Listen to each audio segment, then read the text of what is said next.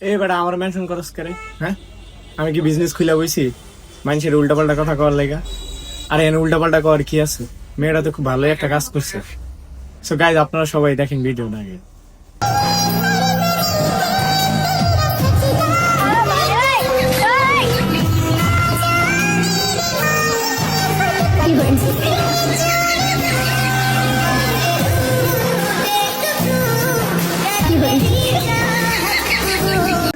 আর Rafiqul Islam Johnny, তোরে নিয়ে কিছু কথা। এই ভিডিওটা দেখা আগে কিছু শিখ। এই যে স্কুল কলেজ ভার্সিটির মায়ের পিছনে না ঘুরা এমন একটা মায়ের বিয়া কর, যে কিনা নিজেও খাইবো, তোর লেগাও খাউন্ডে নিয়ে আইব। তুই যদি না কইতে পারিস তোর ফ্যামিলিরে আমারে কো, আমি তোর আব্বা আমারে কই।